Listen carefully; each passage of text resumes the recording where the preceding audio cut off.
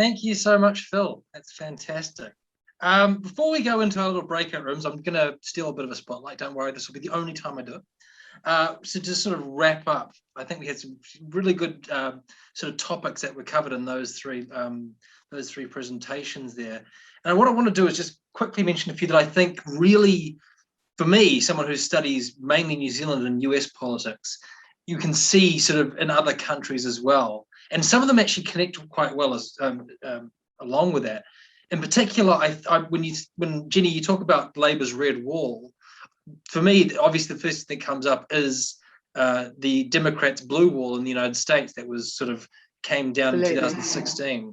And a part of that, going to what Phil was talking about, is this potentially this idea of nationalism, and in particular, the potential for the former sort of working class conservatives who've used to vote for the more, union party, transitioning into voting based on potentially sort of race and identity, for example.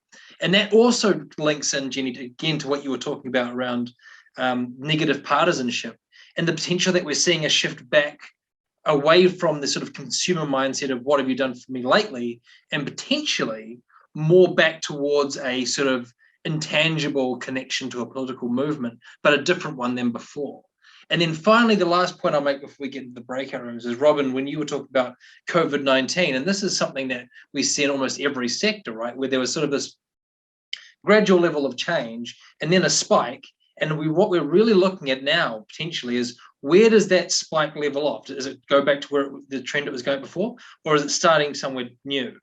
And then with the managing volunteers, I think that's a very important point to make around the sort of lack of sort of industry prescription, so to speak, that you see in almost every other field, whether it be medicine or even the public sector around public policy. We see these sort of things, and it's just not in that political space when potentially it should be.